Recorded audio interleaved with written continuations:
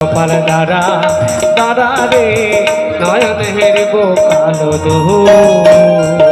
গোপাল মনে মনে ভাবছে, মা যেহেতু এত করে বলছে তাহলে আমি নামবো, কিন্তু মায়ের সঙ্গে একটা সত্য করাল করতে হবে। বলছে, মা গো, আমি নামতে পারি, তবে আমার সঙ্গে একটা সত্য করো। মা যশোদা বলছে, বল কি সত্য করব?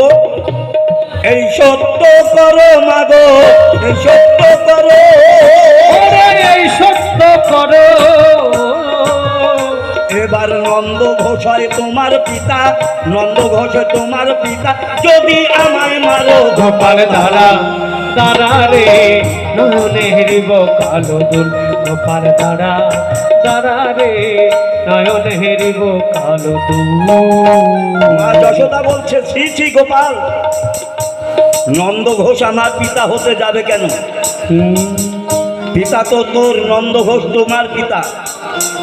গোপাল বলছে, না মা, যদি তুমি স্বীকার করো যে নন্দ ঘোষ আমার পিতা, তাহলে আমি পাতায় থেকে মাটিতে নামতে পারি।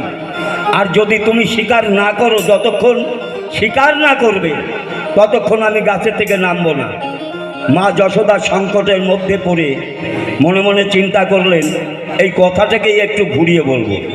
তাই বললেন, এই সত্য করি গোপাল, আমি এই সত্য করি, এই সত্য করি। ওরে নন্দ ঘোষাই তোমার পিতা, নন্দ ঘোষ তোমার পিতা, যদি তোমায় মারি। গোপাল দাঁড়া দাঁড়া রে নয়নে হেরিব কালো দুল।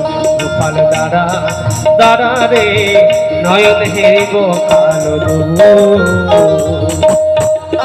লালা ভোলা দিয়ে মাগো, এই লালা ভোলা দিয়ে মাগো, ওই না গোপালকে নামালো, ওরে গোপালকে নামালো। আবার গাভী বাঁধা, আবার গাভী বাঁধা, রশি দিয়ে তুই হয়তো বাঁধলো। গোপাল দাঁড়া দাঁড়া রে নয়নে হেরিব কালো দুল। গোপাল দাঁড়া দাঁড়া রে নয়নে হেরিব কালো দুল। নামানোর সঙ্গে সঙ্গে, নামানোর সঙ্গে সঙ্গে মা যশোদা হাত ধরে গোপালকে বাঁধলেন।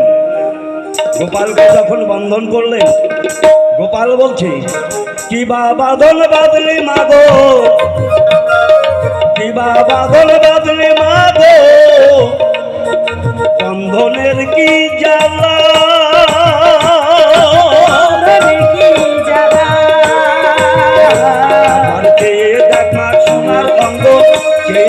সোনার রঙ হয়ে গেছে কালা। গোপাল